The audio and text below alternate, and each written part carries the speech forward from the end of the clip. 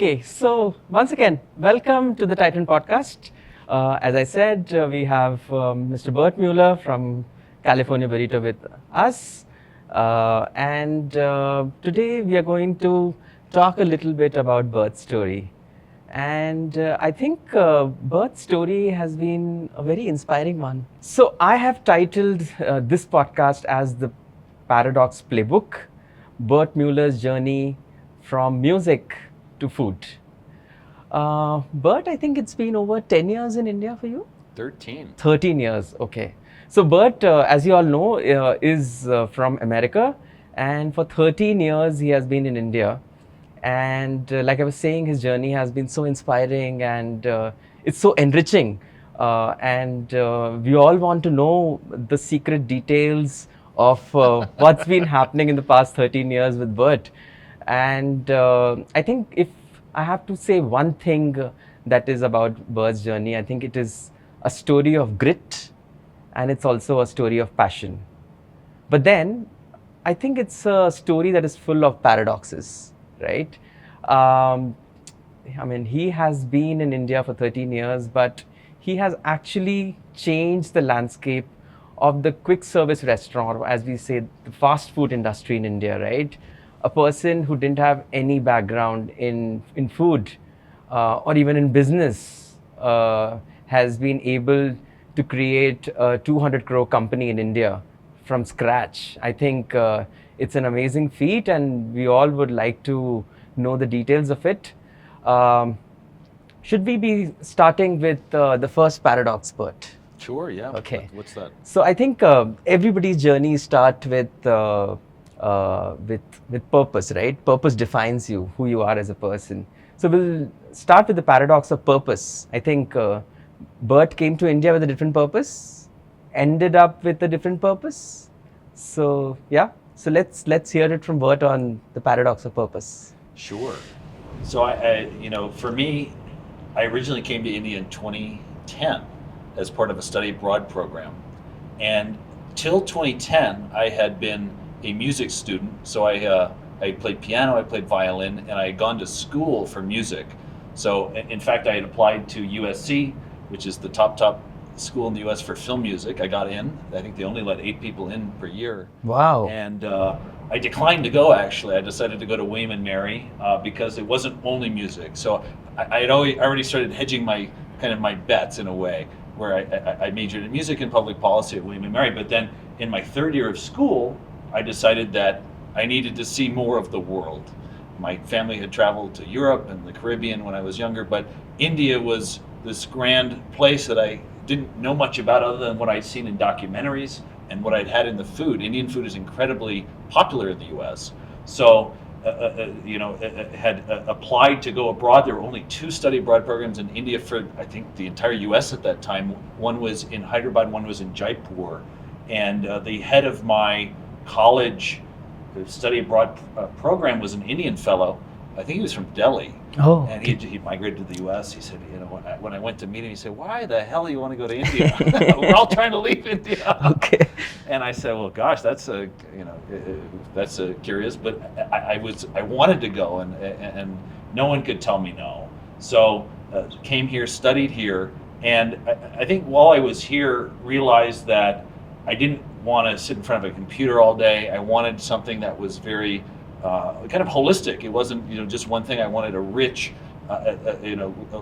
work life after graduating. I think all of us, when we're in college, we say, well, what's going to happen next? Where do I go? And maybe some people's journeys are, I go to a big company and I work my way up.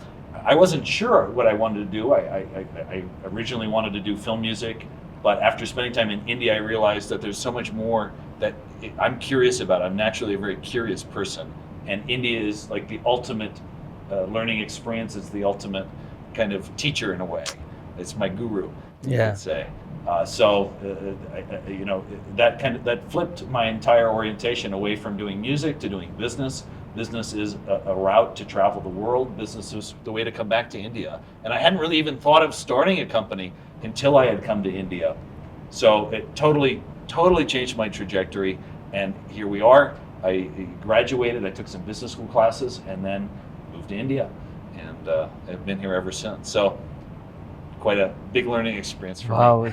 it's so awesome. So generally, like I know a couple of friends who have come from the West, right, to India, and they find India difficult, right? I mean, it's not an easy place. It's like a lot of people. I think that's the first thing, and it's also chaotic, right?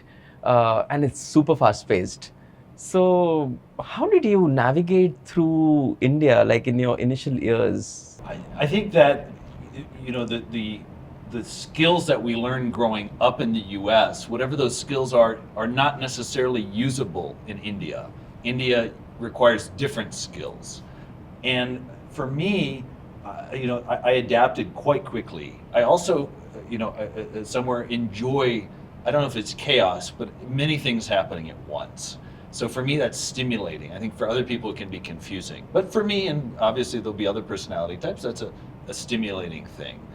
So India, is super rich in terms of every sense is delighted. The eyes, the ears, the nose, the tongue. I mean, Indian food is probably the most tasteful food in the world. No, that's.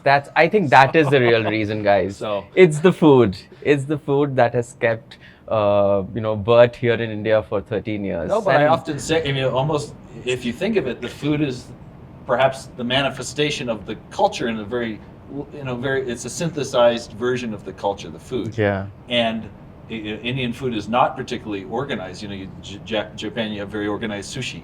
Yeah. In India, there's curry, it flows over the Yeah, rice. yeah. You eat with your hand.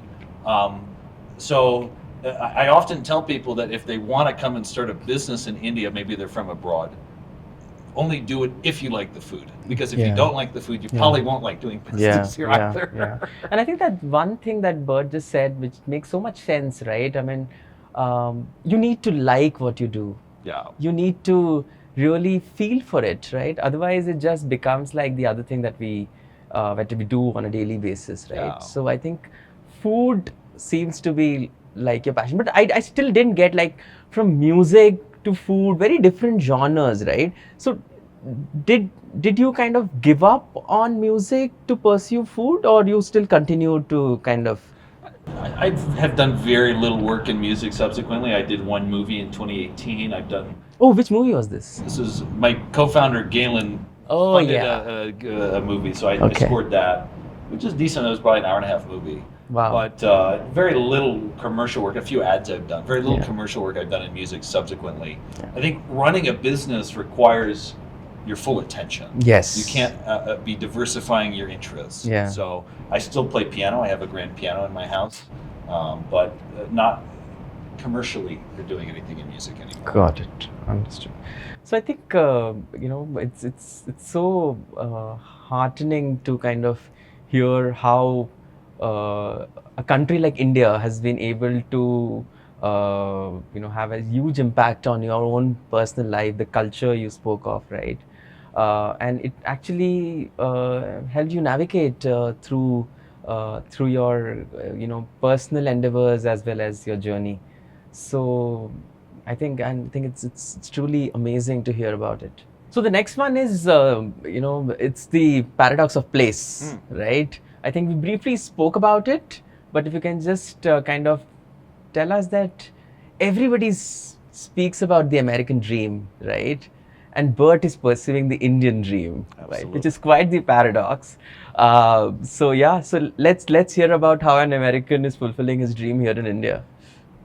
When I graduated in the U.S., the U.S. was in a recession, and there was a lot of talk of bricks. This was 2009, right? 2011, I graduated, but probably in my college Yeah, years, that was a difficult period. It was a challenging period in the U.S., and I think once I came to India, I felt this incredible energy, this orientation towards growth. Yeah. You can feel, just interacting with people, how optimistic people are about the future. India is Yeah. also a very young country. Yeah. So I think I've always been somebody who's a bit of a contrarian, and maybe that manifested in taking an opposite path of what most people would do. Yeah. Just to see. I know. So I've faced this myself, guys. do people know that we used to work together? They will now. Now they know. So I think the path less taken certainly is attractive to me, just probably from a default personality type. Yeah. And feeling that sense of growth in India it's powerful to be a part of that. And it's moving to be a part of the change that's happening. People's lives getting better here in visible ways. It's maybe in the U.S. people's lives get a little better. It's already the infrastructure. It's very incremental, but here it's transformational. Yeah. And I just being able to be a part of that is powerful and moving, and certainly a reason that I continue to be here. Yeah. Okay. So, did you ever think about this? What I mean, I have this huge American dream. Did you ever planned it, or this was I'll go with the flow and I'll figure it out? It was more go with the flow. I think when we wrote our initial business plan, the thought was maybe we could do 20 restaurants over 5 years, and then maybe we would look at exiting the business. We did do slightly less than 20 restaurants over 5 years, but I think there's no desire to exit the business. I'm enjoying my journey in India. Now we have 104 restaurants. It's been 12 years of operating restaurants now. So we've gone at, some people say a slow pace. Yeah. Some people say we've gone very slow. But I think we've gone at a right pace and learned a lot along the way. And we've grown as India has grown. I think today, when we look at franchise requests, we get franchise requests really from across India, which tells me that India is growing not just in urban areas, it's growing everywhere. Yeah. I gave an example of in Dimapur, we had 6 franchise requests. Wow. Now Dimapur, I didn't know where that was. It turns out it's in Nagaland, but I had no idea where that was. And 6 people requested franchises there. So the growth story of India is really not contained to urban areas. It's pan-India. Yeah. Yeah. And I think it's also a lot to do with your personality. So I know Bert is an Aries, right? A very, very strong personality. And I think he was talking about, which is very interesting, is that he saw a lot of energy in India, right? And I think Bert as a person also draws a lot of energy from people, right? I mean, and he likes to spend time with his people. And I have seen that personally. And I think that also kind of, tells us that how the India story has a huge impact on his personal story in defining who Bert Mueller today is. In the entrepreneur community and the investor community, there's this whole debate that goes on, right? I mean, who really gets the funding? And there have been debates about, do you need to have a certain pedigree? You need to maybe worked in a particular company, or you would have at least founded some failed startups, if not anything else, right? So you need to have some experience or a great kick-ass business plan. So let's talk about the paradox of trust. Sure. So I think the original trust we had to build, and funding is often related to trust because we have to trust the person we're giving our money to. Yeah. When we raised our seed round, we were 22-year-olds. There were 3 of us back then, and no experience in restaurants, no experience in India, no experience, frankly, working. So building that trust, it took a bit of kind of on-the-ground marketing in a way. We made a blog, and we circulated it amongst friends and family. More friends. What was this blog about? We just showed what the steps were we were taking to build the business. So we went to make tortillas. We found a bakery to make tortillas with, and so we took photos of that. We would put that on the blog. We were living in a PG at the time, so showing that we were being conservative and frugal with our money. Wow. At the PG, they have they make the nice upma and the rice dishes at night. So we would stayed in, I think, 8 block Coromandel. We stayed in a PG there at Ijipur as well. But just kitchen equipment suppliers, visiting kitchen equipment suppliers, and just demonstrating our commitment to this journey being done right. Yeah. So that was how we built trust with people who didn't know us or couldn't see us. And people did invest in small checks. Yeah. But so that was probably the first experience in terms of funding and trust. I think when we were signing up our first property, we actually had a deal fall through with a very, which is a great mall. We're in it now, but the mall didn't trust us. So, they come for a food test, but they were saying, who are these guys? How long are they going to be here? Yeah. Why should we give them a space here? And then luckily, Embassy Group gave us an opportunity. So whether they trusted us or whether they weren't paying attention, I don't know. Yeah. But I think they trusted Yeah. us. Yeah. And that's another thing. The landlord has to trust that you're going to be paying rent. Yeah. So somewhere we were able to build that. Now over the years, I think that the business that we're in is not one that's well suited to venture capital. At a certain scale, private equity, it makes sense, but venture capital is not well suited to that. We're in frankly, a very traditional business. There's only a certain amount you can grow every year and keep the business scaling and sustainable.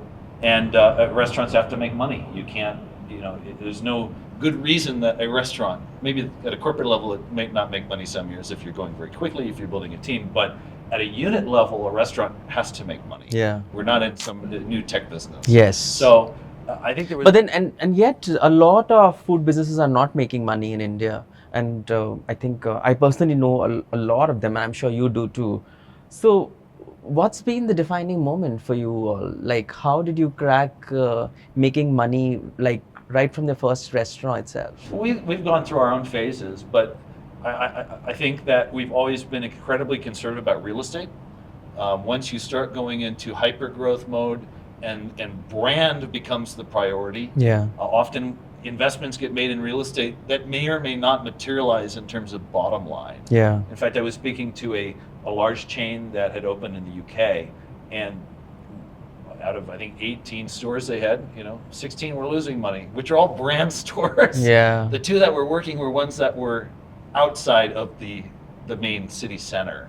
But different brands will take different journeys, balancing brand, balancing P&L. I think we've always been heavily on the P&L, the focus side. Maybe at the expense of growth. Maybe we would have been able to grow faster if we had invested in a few brand locations. And then maybe there's other people at the other side who go crazy on expensive real estate only for the sake of the brand, but then they never build a P&L that works. Yeah. And if all of the stores are losing money, it almost becomes psychologically justified that this is acceptable. It's for this bigger purpose. That's right. So we've always been on that side heavily. So who taught you all this? Like, I know that you have not gone to a business school. You haven't worked. So where did all of this wisdom come from?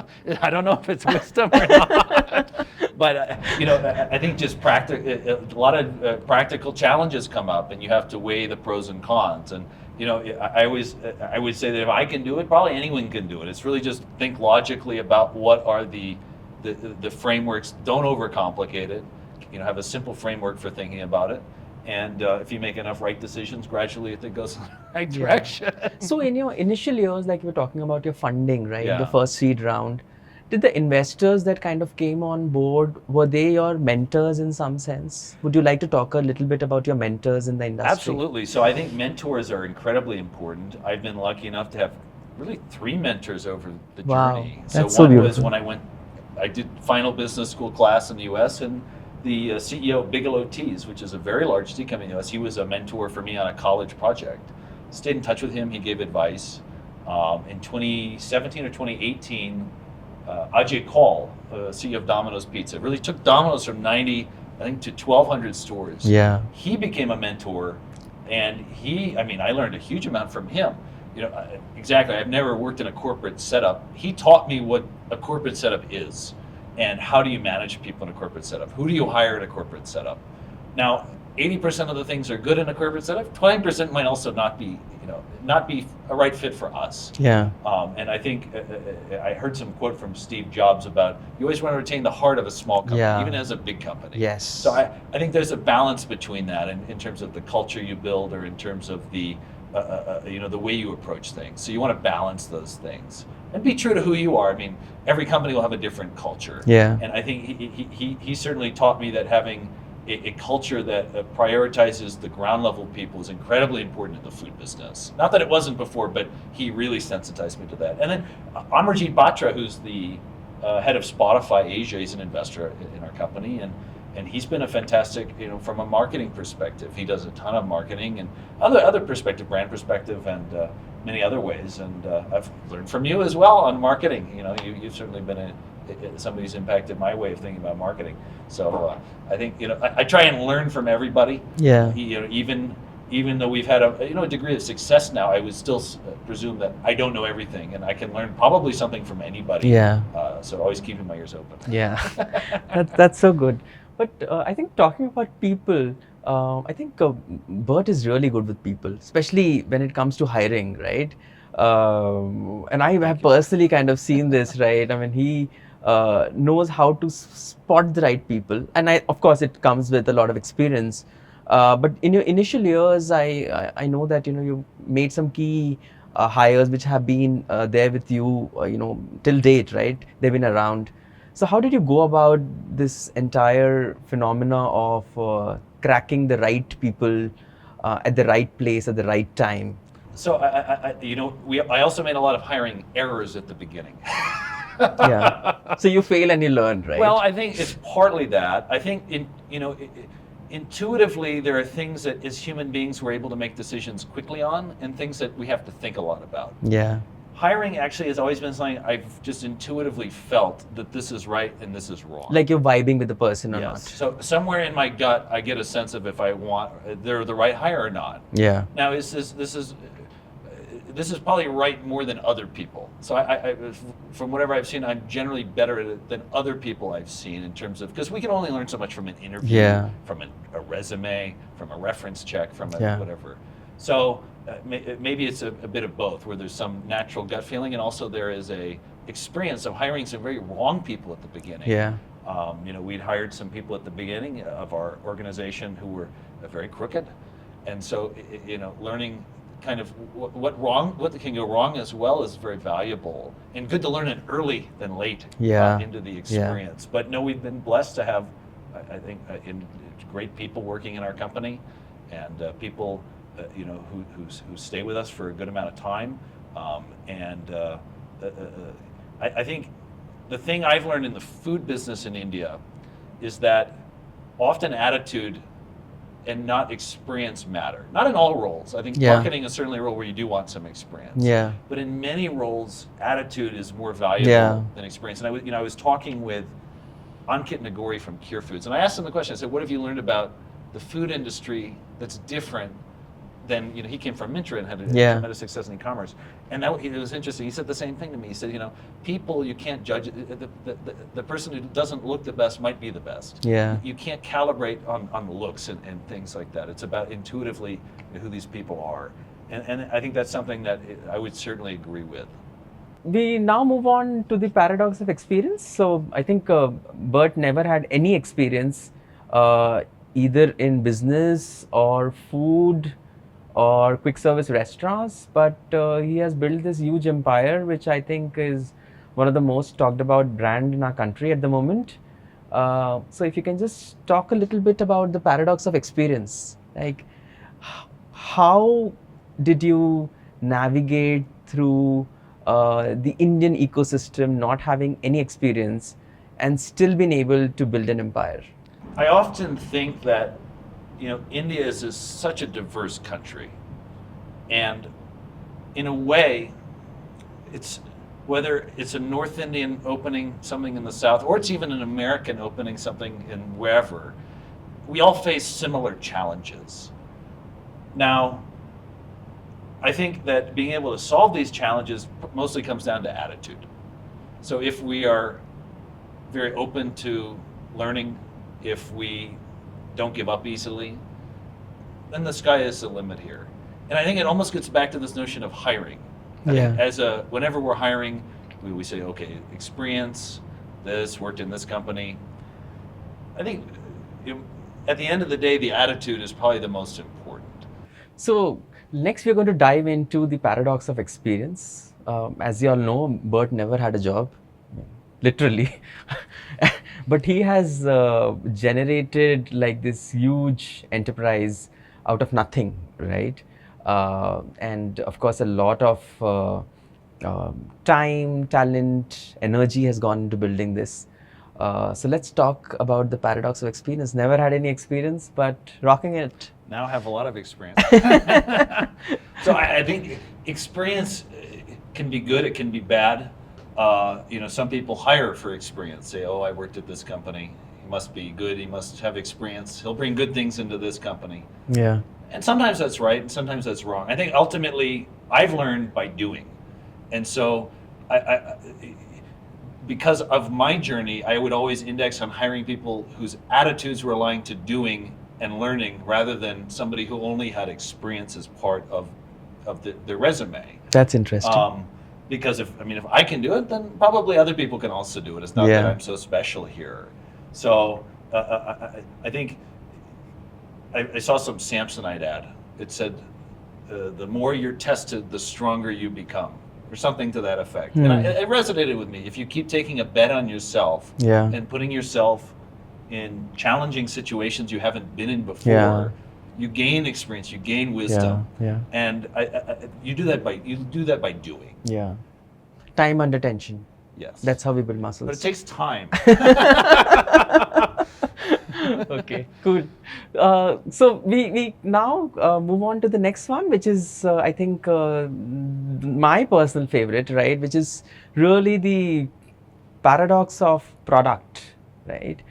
So I have spent a significant amount of time in the QSR industry, and the one thing they teach you in every QSR is that it has to be quick, it needs to be fast, and it needs to be standardized, right? Everything that we do in fast food industry needs to be standardized, and that they have this thing called SOP, right? Standard operating procedures. And I think Bert has kind of twisted it. It is Bert's operating procedures in some sense, because I don't think so. While there is a set menu that exists in California Burrito, but and investors often keep asking the entrepreneurs that what is your moat, right? And people might say, oh, what, it's design. Somebody might say it's product. And you know what, somebody else, okay, fine, even if you have cracked a product, but anybody can copy it. But in case of Bert, I think it's very difficult to copy California Burrito because they keep getting better at it. Like, I personally know that the beans that they've been served, they have not been the same. They just keep getting better every month on month, because there are continuous tastings and rounds of improvement, a new batch of crop that has perhaps come in. And I think this is truly anti SOP in some sense, right? There's no standardization, so to say. There is, but then there's no standardization of recipe, which keeps improving. So how did you kind of manage the paradox of product? So I think that this format of restaurant almost thrives on fresh food. Yeah. And the fresher the food, the harder it is to deliver it consistently because it's cooked at the store. Yeah. India is a place where people get fresh food all the time. At home, street food, everything is super fresh. And so I think my take is that the Indian consumer values freshness over consistency. They would much rather have a fresh product that's good 99 out of 100 times than a not so fresh product that's the same every 100 out of 100 times. Got it. Now, especially if we look at some of the QSRs that have scaled rapidly, I think Rebel Foods is one, where their whole food production is back-ended to a very large degree. Otherwise, they couldn't scale as quickly. It's mostly frozen, right? It would be, it's not produced at the store for sure. It's assembled at the store. And it's not to say that it's bad, it's very consistent. But I think our take has been slightly different, which is that even if we screw up 1 or 2 times out of 100, people ultimately would prefer, you even said that you got an order that have the right amount of food in it. Yeah. That's almost the imperfection of the model. Yeah. The model is fresh, the model is customized. There are problems that can arise from that, but that is what it is. And our energy has gone into improving the quality of ingredients in that rather than investing that in consistency. Could we have our beans cooked outside the store? Yes. Would they be more consistent? Yes. that would add a huge amount of cost on us that we would prefer to invest it. As you said, we grow beans now. Yeah. Is it cheaper? No, it's not cheaper to grow the beans actually, because if you want great tasting beans, you need to get agriculture land that produces great tasting beans. Yeah. And other ingredients are competing for that agriculture land. Lettuce might be competing. Tomatoes might be competing. Yeah. It depends. Probably not tomatoes. That's a very commodity crop. But other things will be competing for that. So that's been certainly our outlook. And while I think in the first 5 years we did change a lot of recipes, really first 7 years. Over time we've tried to focus on not changing recipes too much, but changing ingredient quality and keep getting better at it.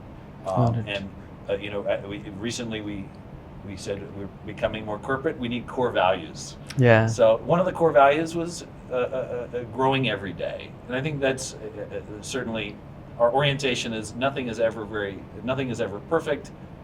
Nothing has reached a level where consistency is the final. It's almost like the final place you be. You get to the perfection, and then you make it consistent. Yeah. We haven't reached the perfection yet. Yeah. So this is definitely a masterclass for marketers like me and the rest of us, because this is truly amazing. To hear that you can keep getting better at it. Right? There's nothing called perfection. Never. I haven't seen it yet. Superb. Cool. So I think we'll move to the next paradox, which is about the paradox of marketing, right? I think Bert flaunts that he has built the company without marketing. I think pre-COVID, you did do that, right? Sure. I think that's largely because for those many years, I think you all were trying to achieve product market fit. Yeah. And trying to figure out the consumer, the product, the right price, the right value. And I think you did not kind of invest too much in marketing. So how do you really kind of go about building a business and a brand at the same time without really investing too much in advertising? So I think pre-COVID we were heavily indexed on tech park real estate. 50% of our stores, maybe slightly more, were in tech parks. Yeah. And at a tech park, you don't have to market. People will come, even if they don't like you very much, still they'll come because there's only limited options. Mall is similar, and I think 30% were malls. So only 20% of our stores were in standalones pre-COVID.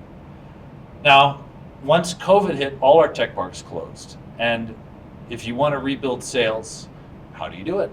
Yeah. I had read a book at that point in time which said that, this is a paradox, companies that spend more marketing during a downturn come out doing much better. So rather than a lot of companies cut all the marketing expenses, especially the brand expenses will probably go first. They cut down the marketing expenses and they do much worse coming out of whatever the depression or recession or pandemic, whatever it is. So I bought that. We have to grow our way out. We can't cut our way out. And that's probably when we first started spending a lot on aggregator. Once you had joined us, obviously we worked hard on Taco. That was something that you had brought in as a thought process. And that was something that did very well for us. We had Taco Bell was doing very well, selling tacos. Lo and behold, we were selling like 2% tacos. And you rightly pointed out, why like this? Yeah. So post-COVID, I think marketing and food is certainly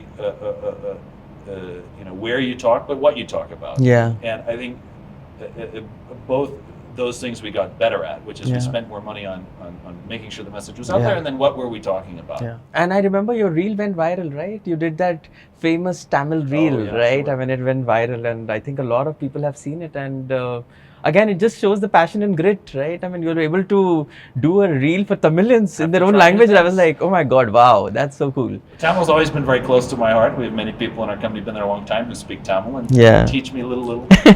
Kunjum, kunjum. Very nice, very nice, very nice. Canada is also close to my heart. But we had already opened in Bangalore. We weren't marketing then. Okay. Cool. So I think next we're going to talk about the paradox of mastery. I think Bert was a master of none and he's almost become like the master of everything at the moment. So Bert has worked in all functions of business, whether it's HR or it's marketing or it's finance a little bit. A little bit. Yeah. And even supply chain. I think initial years you were directly talking to suppliers, trying to figure out the ecosystem, right? Yeah. Well, I probably, spent a good year in each function. Like an induction period. Like Long a induction. setting it period.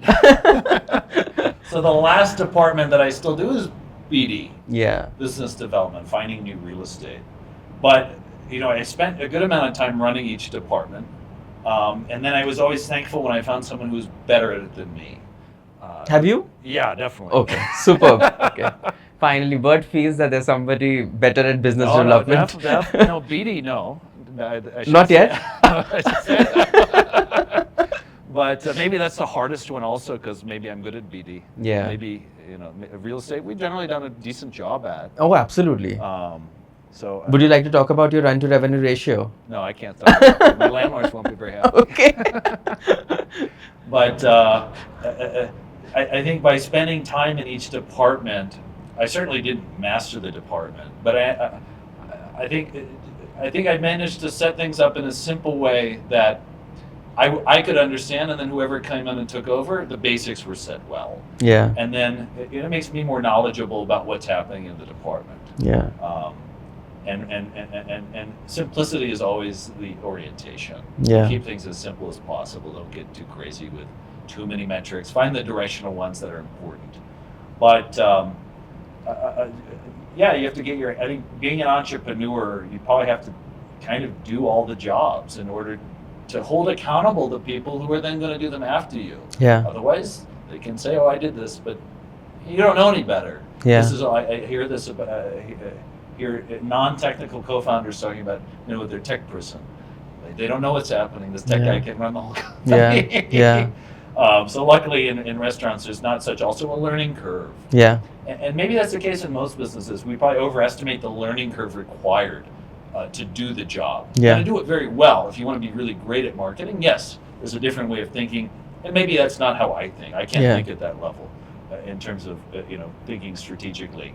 But I understand what it is. And then Yeah. once you understand what it is, you know what to look for when you're hiring people. Yeah. Yeah. Cool. So let's do something fun, Bert. We're going to do a quick rapid fire with you. All I'm right. going to give you two options and you have to pick one option. All You right. can't say none. All right. That's not an option. Okay, cool. So we'll start with the first one. Metallica or Aerosmith? Aerosmith. Burrito or bowl?